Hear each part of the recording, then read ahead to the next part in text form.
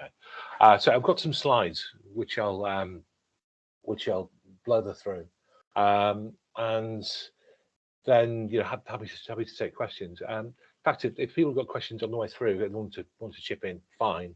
If you want to wait to the end, also fine too. So, but if there's questions on the way through, because I'm a guest on Teams, I can't see any hands up or any transcription or anything, so you'll have to shout. So if I open the share tray and get look to share the entire screen, I should be able to get the slides up. So if I get to this, can you see the slides okay? We can, yeah. Yep. Brilliant. Okay, so what I'd like to do is talk a bit about social media trends and also about carrying out your own social media review too, and the purposes behind that will become apparent through the session. I kind of think a lot of social media got set up in about 2010, and people haven't really been back since and revisited, and the world has kind of moved on to some degree, as we'll look at. So just a quick introduction for myself. My name's Dan, and I used to be a journalist.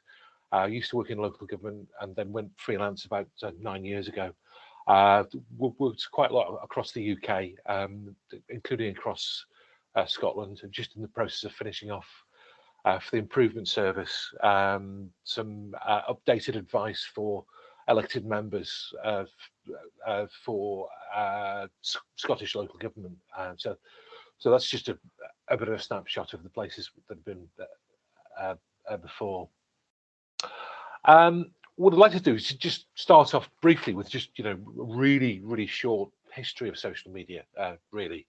And for the most part, I do subscribe to the view that the social media is very much a conversation, and it is discussion. It's people on a bus talking, or it's people at home, it's people at work talking about a particular thing. The official timeline of kind of what social media looks like, looks a lot like this.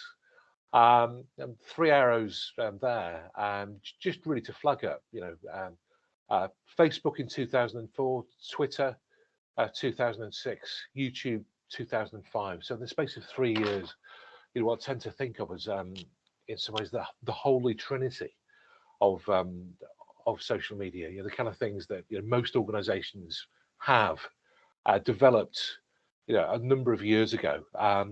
Just flagging up that 2016 for TikTok too, because I do think that's very much a new challenger. So for the most part, while social media evolves and changes, it's got its roots in more than a decade ago, heading on towards 20 years ago. So things haven't changed all that much. My own history of social media, really, started in about 2008.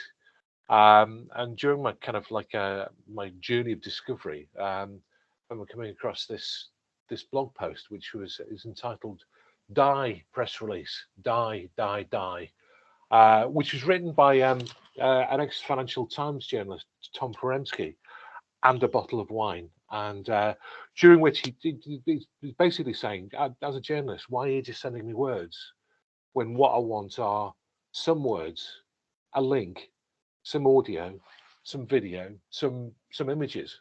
So he's really describing the kind of landscape that we've got today. And in 2008, it was very much social media is this thing coming up over the horizon. How do we get organisations to sign up to it? I think that time's long past. It's not a case of if to use it; it's how to use it. But I think one of the problems that I think most communicators I work with, whether it's training or consultancy, face really is this. It's in a lot of social media got set up in about 2010, and it is Facebook, and it is Twitter, and it is YouTube. And as time's moved on, things have got a lot more complicated. Should everyone be on all channels at all time? No. Life's too short for that. So, should you be on the channels that you were on in 2010? Probably not, in all honesty. which kind of leads me through to the solution being a social media review that anyone can do. Really, I'll give you the pointers in terms of the kind of things that I look at in terms of running a social media review. For the most part, I think as a communicator, you're plenty busy enough as it is, just making the wheels go around and making sure you do the things that you're asked to do. Social media and the broader communications landscape, I think is very much like looking at an iceberg. If you sit there for half an hour, you think nothing's changed.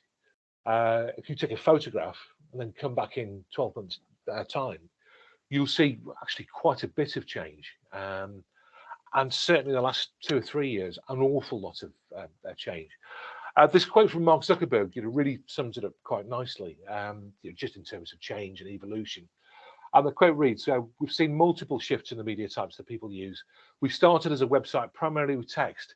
Then people got phones with cameras, and the main format became images on mobile apps. In the last several years, mobile networks have got faster, and now video is the main way that people experience content online.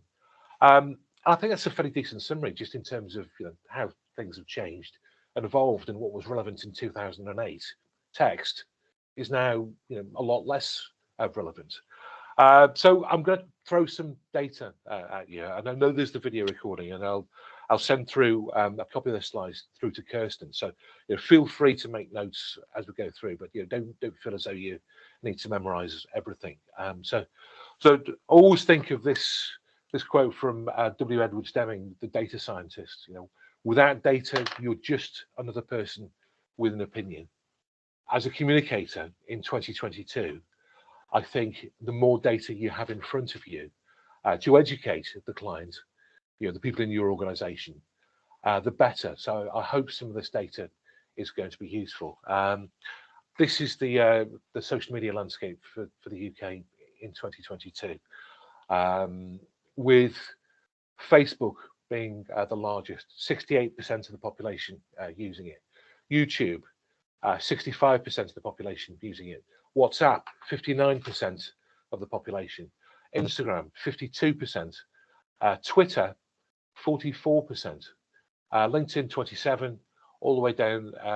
TikTok, 22% of the population. Nextdoor, 13%. And also there's a list of time spent on the relevant platforms. The important thing for me to sort of mention, just as a quick whistle-stop tour, is that in terms of the amount of time spent per platform, Facebook, 29 minutes.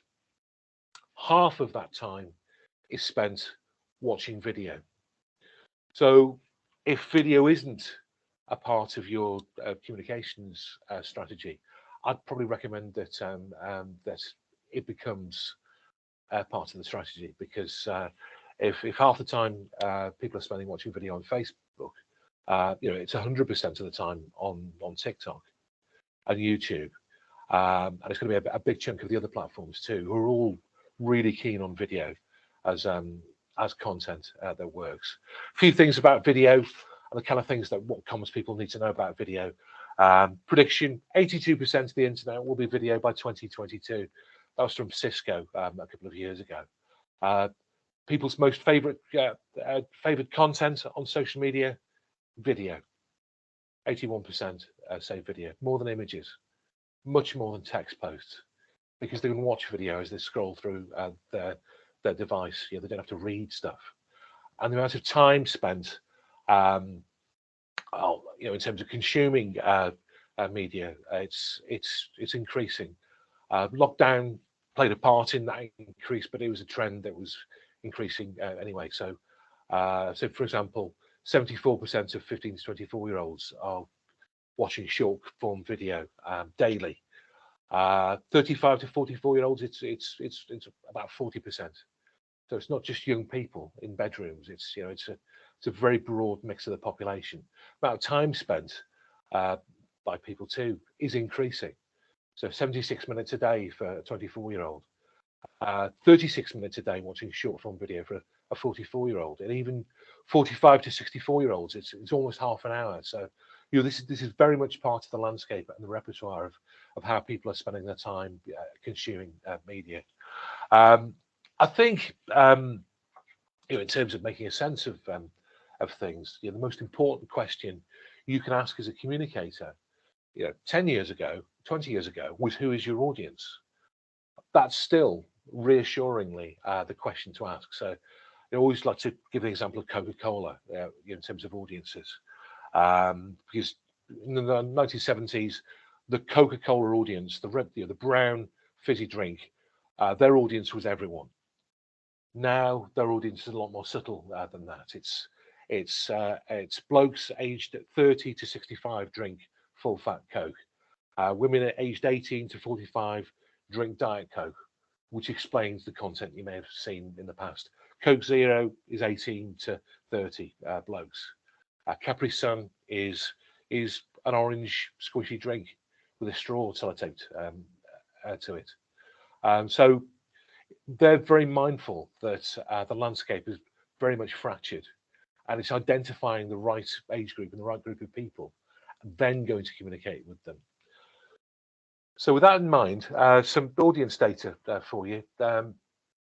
These are stats from Ofcom. 13 to 24-year-olds, the top 3 channels, Messenger, WhatsApp, Instagram. 25 to 34, Facebook, WhatsApp, Instagram. As you go over 35, it's consistently Messenger, Facebook, WhatsApp. So, as a housing trust, do you potentially use Messenger as a customer service function? There's lots of changes in that direction recently. Are you using Facebook? Are you using WhatsApp at all in terms of communicating with residents on a particular estate, for example? As we go older, it's very much Messenger, Facebook, WhatsApp. You could describe as a new holy trinity. And over 65s too. So that's where that age group is. Below 30, it's Instagram and it's Messenger. Over 30, it's very much Facebook. Just a quick chat about algorithms.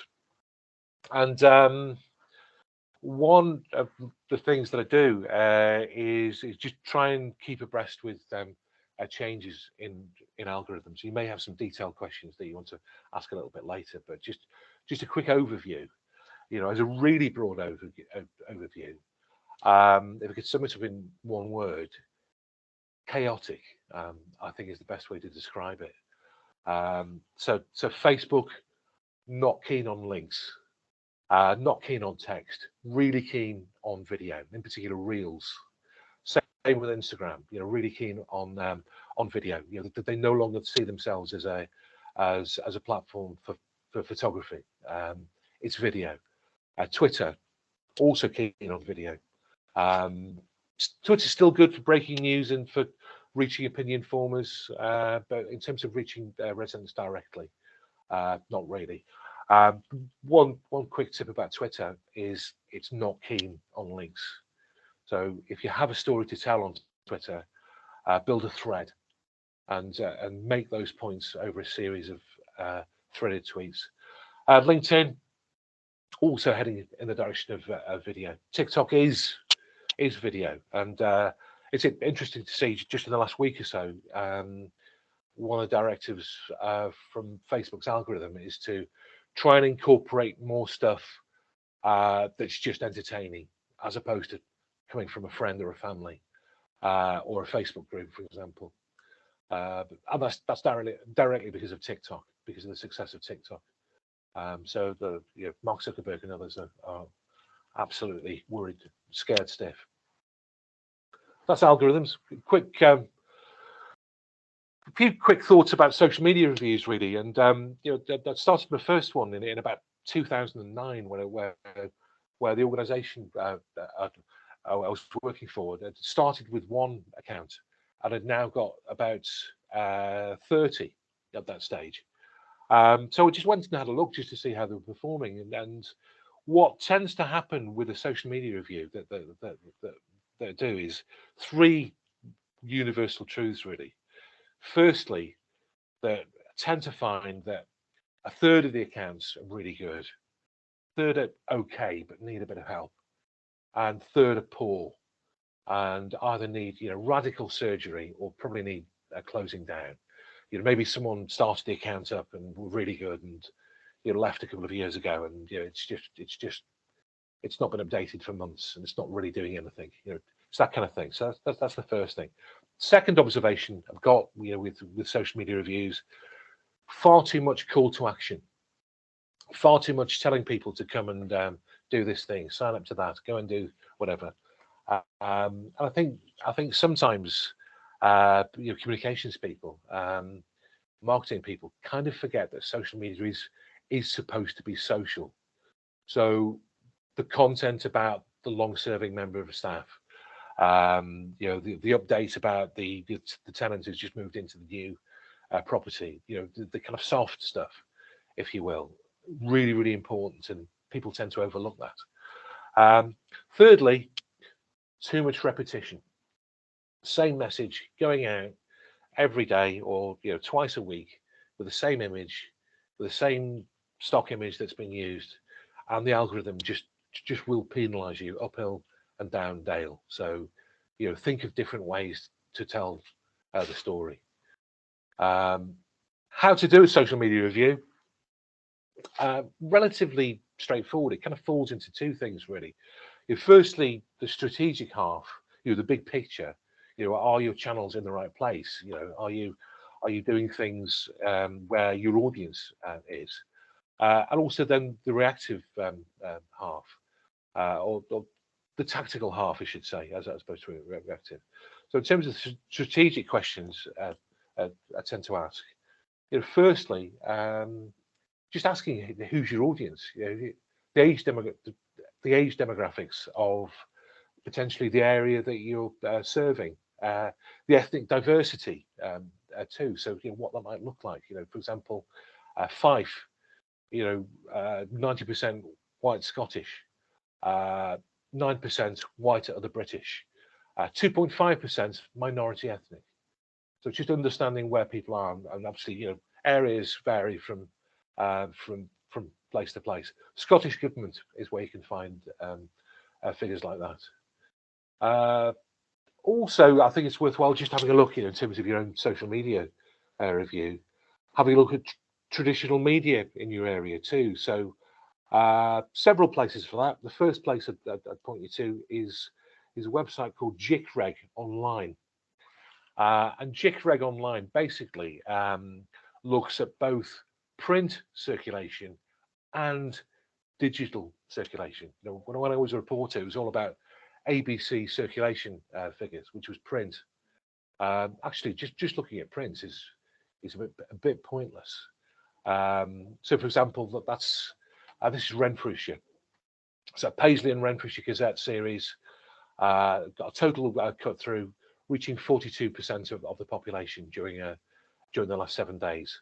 4% is print, 41% is digital. Okay, so as a communicator, I'd be interested to look at the website, what kind of content works for them, their Facebook page or pages, what kind of content works for them. Is it images? Is it video? Is it human stories? Is it something else? So just to give you an idea of what's working and what's not. Obviously, Radar as well for radio, and also social media too. So just looking to see if that newspaper's got a Facebook page that's particularly vibrant and particularly big. That's part of the landscape. Then look at Facebook groups. So the kind of community groups that you've got in your area. For example, this is part of a review that I'm just in the process of doing in Shetland. Population of Shetland about 25,000.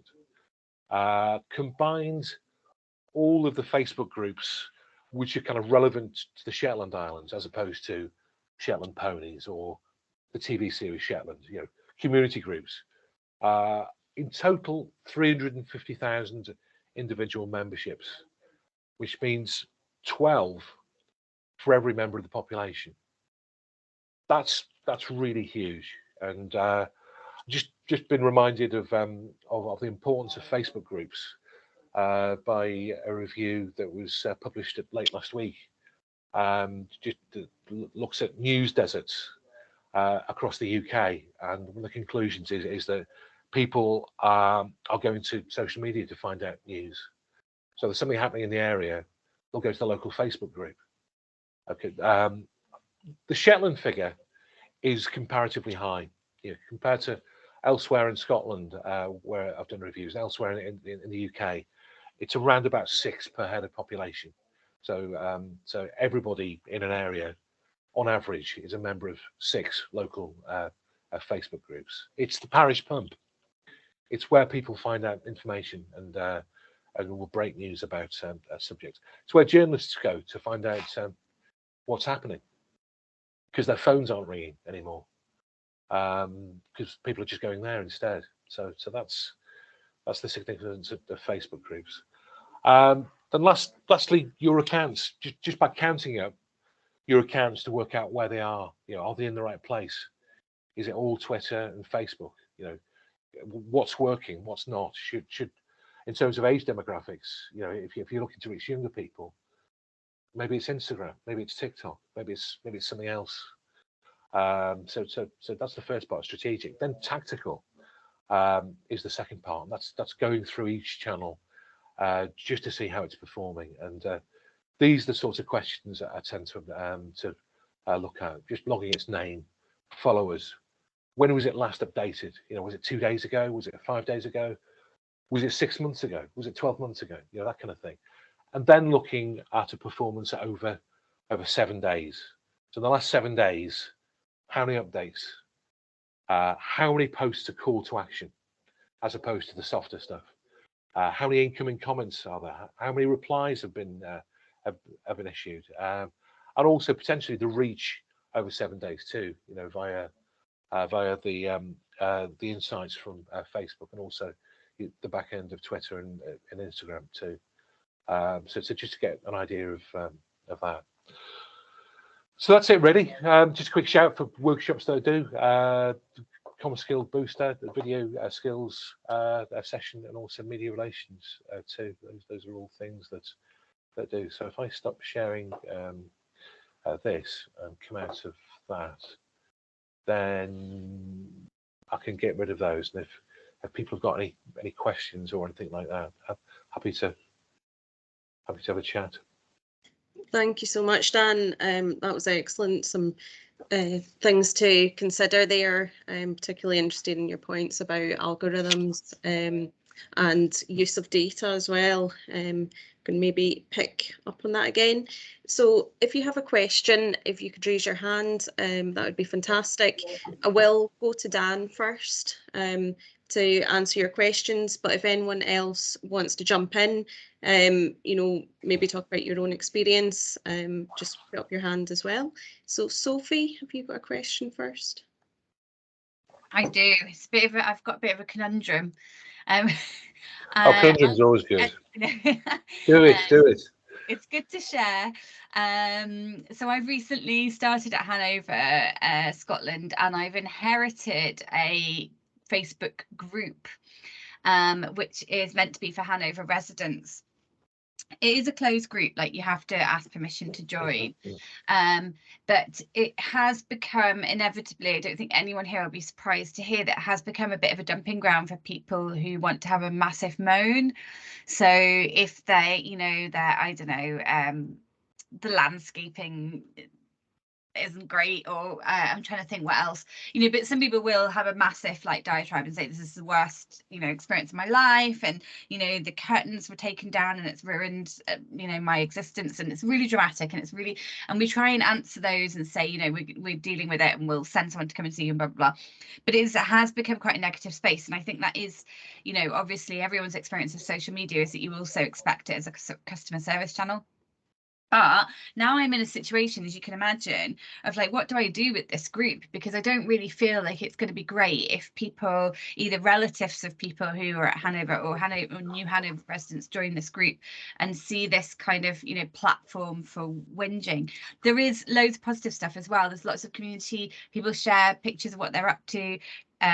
some of our kind of more rural locations, people take pictures of, you know, wildlife in the gardens. So it is also a lovely space, but I'm just not sure what to do with it now. I think it's a really interesting question, and I think several things really. I think firstly, in order to make an online community work, there needs to be someone in the organisation somewhere who gets up every morning and thinks, how can I make this better? How can I get them to talk about stuff? How can I get them to share more photos of the birds in the garden, or which sounds great, you know, or things that they're really proud about. You know, how can I be proactive and engage proactively as a first thing? So it needs a lot of spade work, and I think Facebook groups or online spaces that don't have that person being proactive inevitably will descend into shouting places. What can additionally stop the worst excesses, I think, are having you know, what's known as social media house rules, and Facebook groups kind of, you know, come almost pre-equipped with, here's a list of things that we want you to not do. So don't be abusive, don't be threatening. You may want to add other things onto there, like, you know, don't name individual members of staff. Oh, Smith in the housing office, clearly on the take. You know, that kind of stuff that I'd encourage you not to tolerate. If someone's got a complaint, you know, I've got no problem with that at all. You know, I live, I grew up in Stafford, and down south, and if you Google Mid-Staffs General Hospital, you'll find a litany of things wrong with the local hospital. You know, 2,000 additional deaths. Why was that left to happen? Well, because every time someone made a complaint, well, you're just causing problems. Oh, shut up. You know, there's nothing wrong here. And the comms team, you know, as then was, were very much, anyone complaining is the enemy. Actually, they weren't the enemy. They were just trying to say, actually, things aren't all that great. So, and in terms of an example of a policy, I'd point you towards Glasgow City Council. Really good. I spent 20 minutes trying to kind of, yeah, but you've got that covered. Oh, you got that covered too. Oh, that's really good. So I'd suggest having a set of social media house rules, just in terms of behaviour, what you expect, and also, you know, don't be frightened to enforce it as well. So people do break that, you know, the house rules if they're abusive. Sorry, I'm not going to put up with it. You know, if you go to the post office and start swearing, what happens? Do you get, you know, marvellous A1 service? No, you don't. You get asked to leave. And if you carry on, then you'll get chucked out, and the place will get called. So you know, have a set of house rules and don't be afraid to enforce it. Chuck people out if you need to. Well, here's the reason. You know, you're shouting and swearing. So, and we've told you not. You know, we're not going to put up with that. But just in terms of the numbers, Sophie, how many do you have? That's a good question. Let me double check.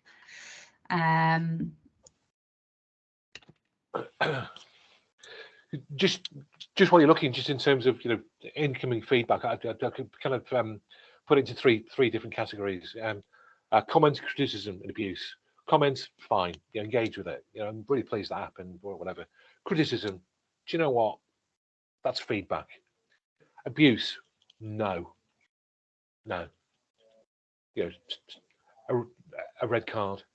Because I think one of the things that will make an online space work is if there is someone saying, well, this ain't right, that ain't right, and you go back and fixing it is a really useful thing. And I say that having been the council for 3 years online, so I'm not saying that in a kind of abstract theory. Oh, it's, yeah, do that. It's all marvel. I do feel your pain, you know, in terms of, yeah, you know, it is a tricky one. So I've got 349 members, so it's not a huge group by any stretch. I just feel like it either is or isn't a forum for all residents to join and enjoy. The vast majority of the posts are really lovely, I would say. But then occasionally people just kind of just sit on their keyboard one evening and just have a massive whinge. Yeah, that's I think that's to be expected at some point. In terms of the number of tenants you've got, how many tenants do you think you have? We have about I've forgotten off the top of my head, about 6,000. Okay, right. So it's a percentage of. Do you do much to promote it? The customer experience team offer people to join when they become a new resident, but that's what I was trying, because I've had a lot of concerns from people within the organisation. I sort of said I would do a bit of a review and work out where it fits into our kind of communications mix and whether or not we would continue to sort of promote it or not. Because, every so often a post goes up that's just so awful that I think I don't want new people to come in and see that, because it's just really. That's absolutely fair enough, and that's where you as admin can go, right, okay, right, rule number 6, you're being abusive, delete, bye. I've got no problem with that at all. Sure. But because I'm from Stafford and my local hospital was dreadful, do you know what, I don't mind hearing about that's gone wrong over here. Okay, so how can we fix it? So and can you fix it? I'd worry that just by closing that as a place where people can say that landscaping's rubbish, well, that landscaping's still rubbish. Yeah, it's true. How are you then going to hear about it? Are you going to hear about it, or are you only going to hear about it once every 12 months when you get a satisfaction survey that says, "Oh, it's rubbish here"? No one ever listens. Okay, so this may be an opportunity for you to kind of spot things as they bubble up and act accordingly. Okay, thank you for that. That gives me a good few pointers. Okay. Thanks, Cheers, Dan. Sophie. Has anyone else got a question or a comment, or you maybe want to share your own experience? Please do put up your hand. That'd be great. Maybe give you all a wee minute to think. Dan, I was wondering if you could maybe say a wee bit more about algorithms, because there might have been a few sort of panics when you mentioned sort of avoid repetition, watch calls to action. Do you have any further advice on those points? Yeah, the repetition will get penalised by pretty much all of the social media channels because the same form of words, making the same point with the same photo, it gets spotted, and the algorithm will say, "Oh, I've seen that already. Let's show that to fewer people, and fewer people, and fewer people." So the record I've seen was 17 calls to action in a 24-hour period with exactly the same text and exactly the same image, and they're saying, well, why is this not working? Well, because you pressing the button repeatedly is not going to reach more people. Think of other ways of telling the story. Use different photos. If you're briefing a freelance photographer, or if you're taking photographs yourself, take a spray of photographs. 12 frames per second of someone doing something. A visual. So each one is slightly different. So you can use chop and change the image, the images that you've got, and in just in terms of links. I mean, the universal thing is that none of the channels like you linking away from their platform. Why would they? They want you to stay, because the longer you stay, the more attractive you are to advertisers. So with things like Twitter, it's telling the story over 5 or 6 or 10, 15 tweets if you want to do it that way. On Facebook, it's just telling the story as a long form piece of text, not necessarily cutting and pasting from a press release. A press release is written in journalese. Cash-strapped shoppers were jumping for joy. Works fine on page 5 of the Glasgow Herald. On Facebook, not really. This does mean spending a bit more time doing something, but you'll get better results for it, I think. Thanks for that. I'm struggling to believe that there aren't any more questions. Oh, Kirsty, brilliant, thank you. Hi, Dan. Thanks for your presentation. It was really useful. Hi, Kirsty. Just wondering if you have any tips on social media content to avoid, or any examples of, big organizational social media fails. So things to avoid. Yeah, things to avoid. Okay. I'd say I'd probably say the number one thing to avoid would be, a piece of text that says press release, £100,000 grant for new kitchens. Link. Deathly, deathly dull. In 2009, 2010, that was fine. That was fine. Now, not. Very, very, very not fine at all.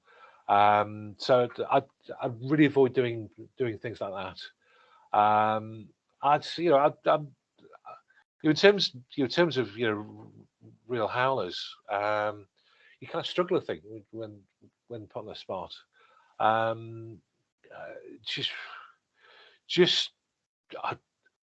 tend to think, if you can post it and show it, if you can show it to your boss, a reporter, and your mum, that's okay.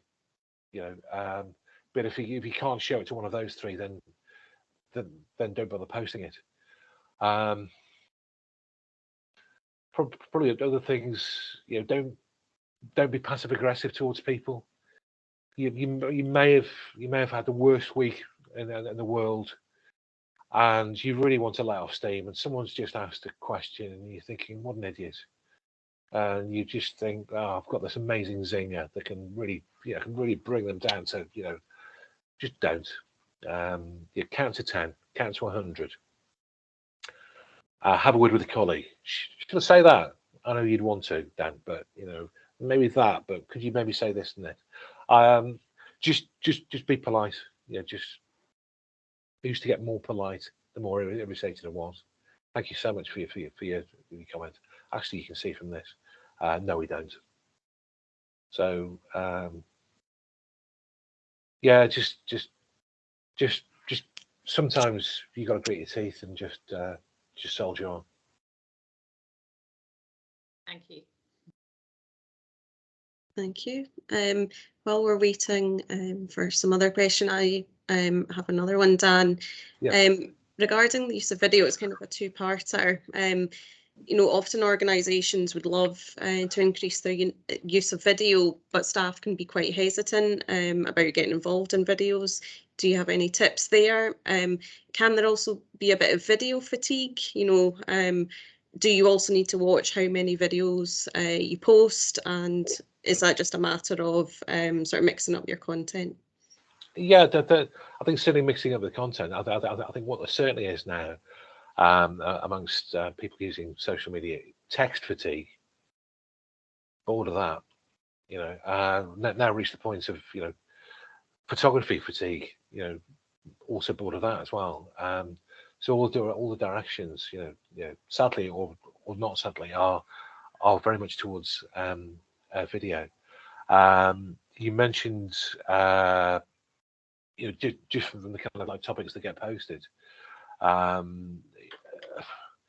In terms of wildlife or nice scenes or nice scenery, that doesn't involve people. Having seen some really good stuff on TikTok, by people explaining what their job is, just with their camera, walking into that place. Here's the thing that I do, and then I do this shot of that other thing. Here's that other thing. You hear their voice, or you hear a voiceover. You don't actually see them at all. So, because I take the point, not everyone wants to be on the other side of the camera. In terms of the talent side, they'd rather be on the safe side. So you're potentially doing things without people on. Although a consistent thing that does work are people stories, and this is something I've learned as a journalist, and it's not changed.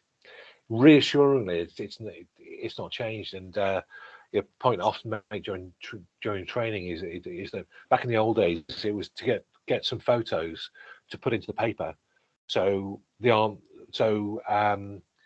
people would buy copies for the aunt, the uncle, and the brother-in-law, and put them in the post.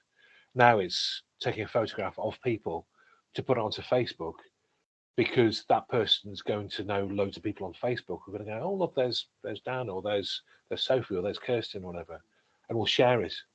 So stories with humans on are really good, unfortunately. Maybe there's tenants who would be happy to, be on, as opposed to housing people. Thank you. Sandra? Yeah, I mean, it's maybe just slightly away from topic, but when you're looking at the analytics on like Facebook, Twitter, LinkedIn, our board are kind of keen to see lots more engagement and things. And is there anything you would recommend for that? So, sorry, say again, Sandra. It was more to do with, the analytics and engagement, and the board being keen to see increases across all the platforms that we're on, like Twitter, YouTube, LinkedIn, Facebook. Right. What's the most important, and should there be, like a focus? Okay, that's a good point. I'd probably say the most important thing as a communicator would be to try and log and map the stuff that you're doing that means people will go and do something. So the number of people who've signed up for online rent payments, if that's a campaign. Okay, so measure how many people have gone from not doing it to doing it is the most important thing. I don't necessarily think that making noise on social media is really the way to go, if I'm honest. And the reason for that is that people just look at it and think it's numbers. So what? How has this helped me sleep at night? Hasn't. Whereas if you can report back to people by saying, here's the 5 priorities, here's what we've done across those 5 priorities. Number 1, effortless customer experience. Okay, here's the stuff we've done as a comms team around that. And we've done this, we've done this, we've done this. That's likely to land with people, senior people, far better than just numbers, if I'm honest. Because the danger is people just look at them and go, it's lovely, it's numbers. So what? I think answering the so what question is really, really important. That's really helpful. Thanks very much. Okay. Thank you. Any other questions, comments, or maybe want to share your own scenario?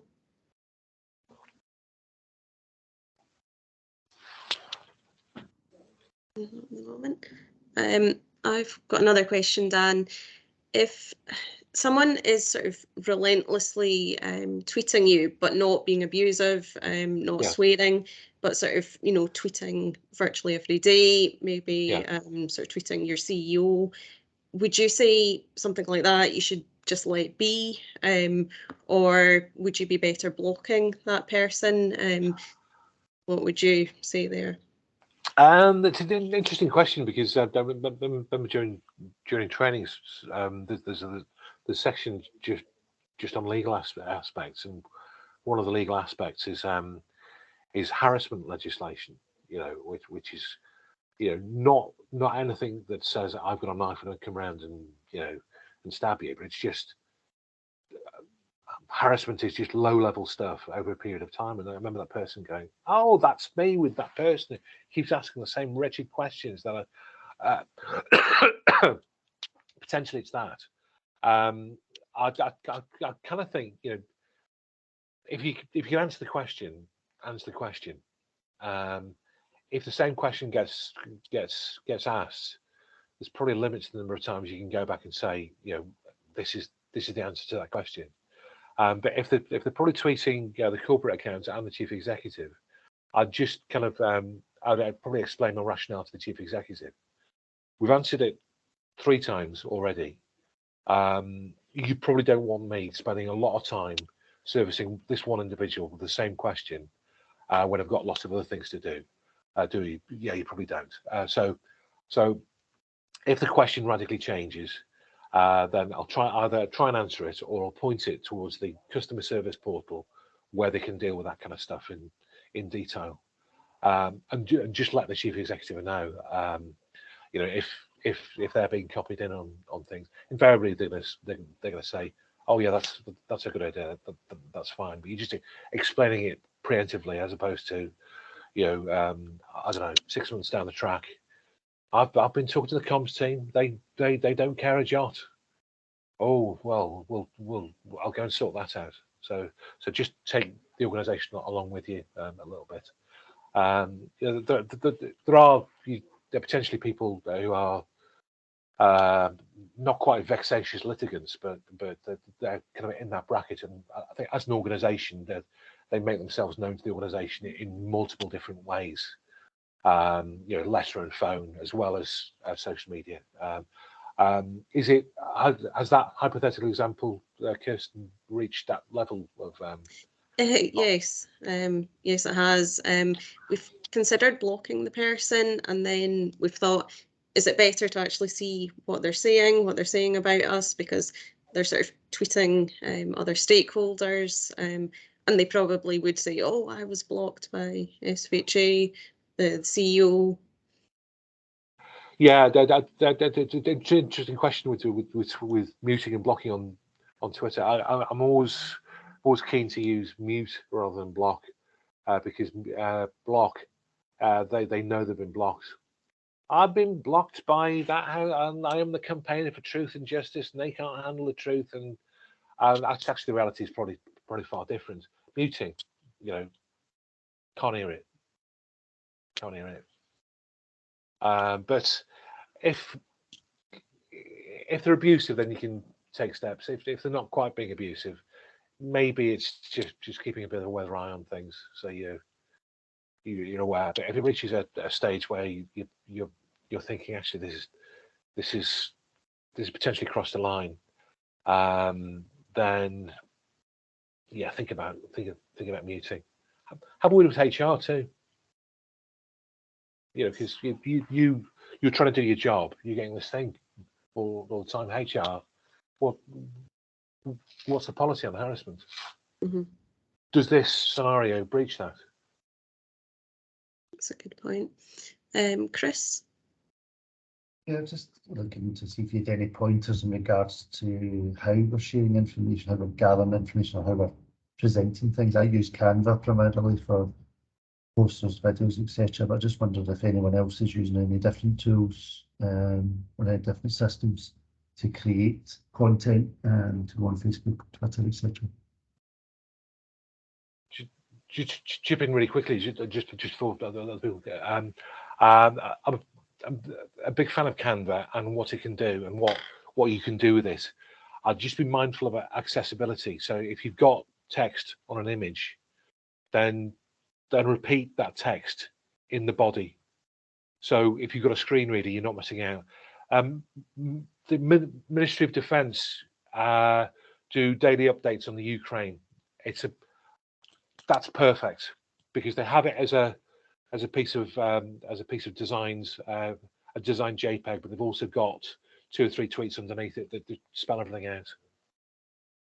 But that's just a general observation. But yeah, interested to see what other people use too. Thanks, Dan.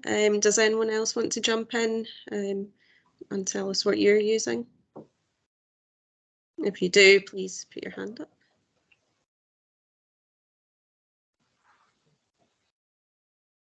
I am just going to pick on someone. Rebecca, what are you using at Hillcrest? We use the Adobe suite for our social media, like if we're doing graphics and videos, we use Premiere Pro. We try to do more video content. One of the things we've noticed with it is that it does take a lot more time, obviously, creating videos compared to just taking a photo.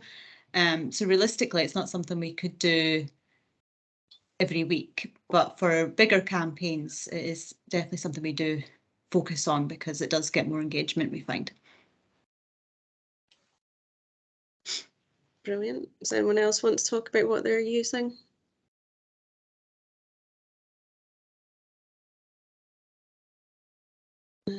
No. Okay, Corey, did you have a question earlier? Yeah, it was just sort of a quick follow-up question on video content, and I wondered if I don't know if we even have data for this, but I wondered if we could see whether certain age groups and demographics prefer different types of content. Like, do we think that younger people prefer videos and older people prefer text, or vice versa? And is there a way we can sort of tailor our communications with that in mind? It's a really good question. The answer is younger people prefer video and always have done. So the largest search engine for under 24s is YouTube, or certainly was. So they'd rather be served with video. Thanks. Yeah. Click a link. No. Read something. Probably not. But that trend is just being encouraged by the algorithm, of the various places. So if and we're already there in many ways. In terms of the 29 minutes that people spend a day on Facebook, half of that time is spent watching video. And Facebook's a fairly older, 30 plus sort of category. So and I definitely appreciate that the video takes longer to do, but can be much more effective. So in the probably thinking realistically, kind of like a half a day to create a really decent video. You could probably update an image or text onto Facebook 30 or 40 times, but what's going to be more effective?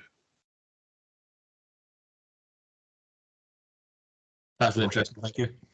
Okay. Thanks for that. I'm just going to pick up on an earlier point you made, Dan. It was about video being part of our strategy, which I think is a really important point, because certainly at SFHA, we can sometimes be quite guilty at sort of going, oh, we should do a video on this. And then it's either a mad rush. Sometimes we don't have the time to do it. Would you say, obviously, it's really important from the beginning, if you're planning a piece of work, to have considered video from the start? I would say so. Some things lend themselves to video and some things don't lend themselves to video. One thing I'd be really keen to get away from is just someone saying, right, make a video on this because I've heard that video is really, really, the hot thing. Okay, well, what? This draft strategy, which is just words, probably not going to work. So I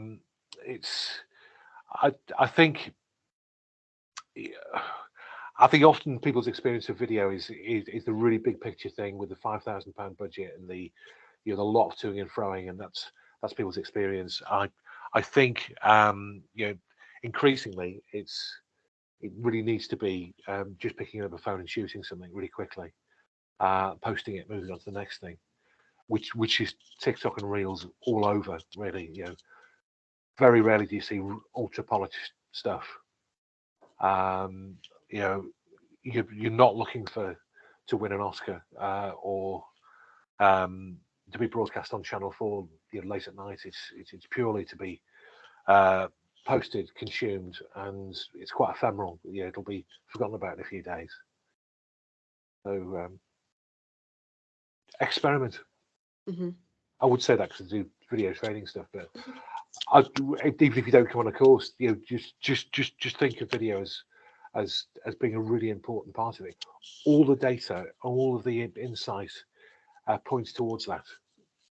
I'd be mad to say anything other than that, really.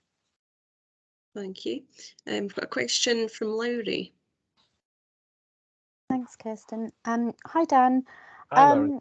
I'm interested to know whether you feel having a Twitter account really adds value to your communications portfolio or not. And in our context, we have Facebook, It's not been used that much in the past, but we're trying to grow it, and we're trying to post more regularly and post content that will be shared or we think will be of interest to people, trying to avoid what you mentioned earlier about sort of getting people to do things too much.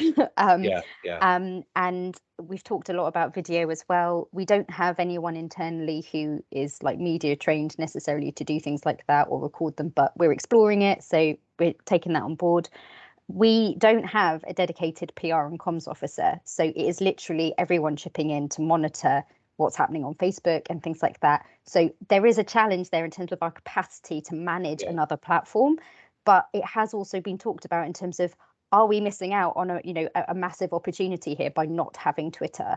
And I know that your statistics earlier suggested that it is a very popular platform, but I just feel like, is it worth it? Is it going to add a lot of value if we did venture into having an account? I think it depends who your audience is.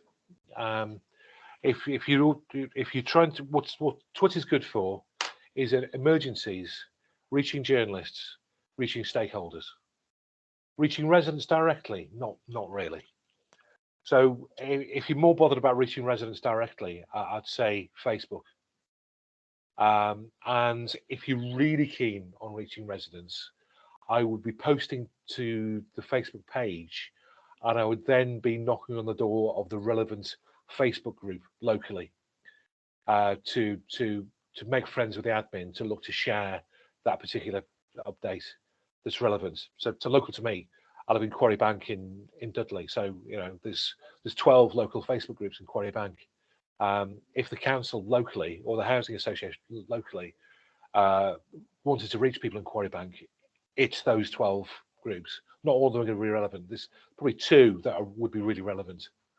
I kind of what's on Quarry Bank and Safe and Sound in Quarry Bank. I'd knock on those doors. So I think there's more of a need to actually physically go out into onto Facebook and find people. And they, in terms of where they are, residents, Facebook groups, all of the data would say that Shetlands 12 per population. Everywhere else is usually between 6 and 8. But I think if I only had time to do one channel, really well, Facebook.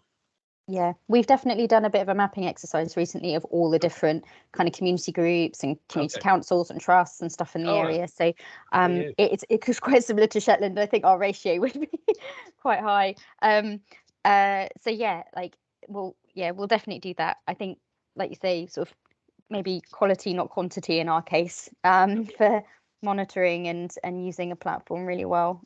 It's a really good point, Larry. I'm a huge fan of quality rather than quantity.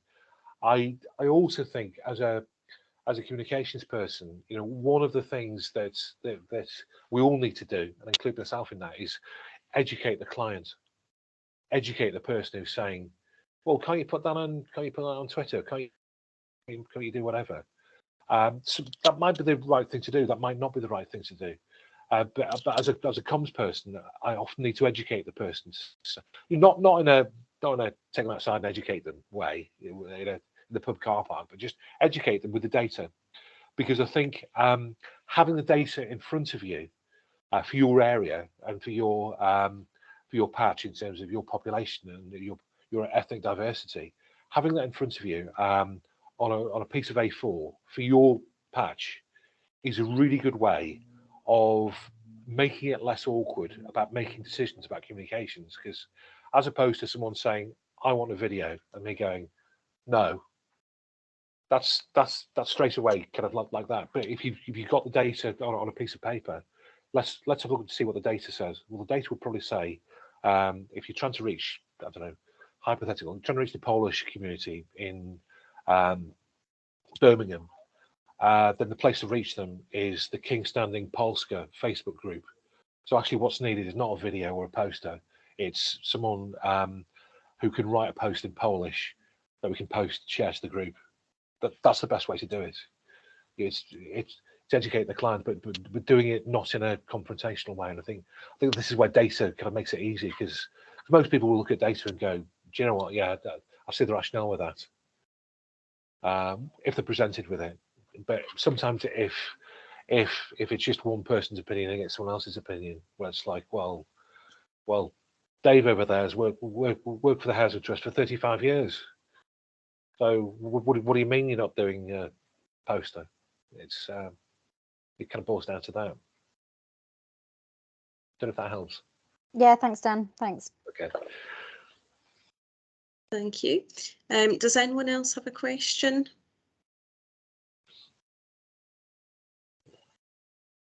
Okay.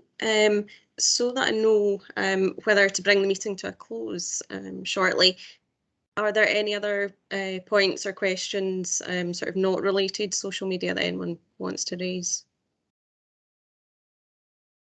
I will take that as a no. So in that case, thank you so much to Dan for joining us today. That was excellent.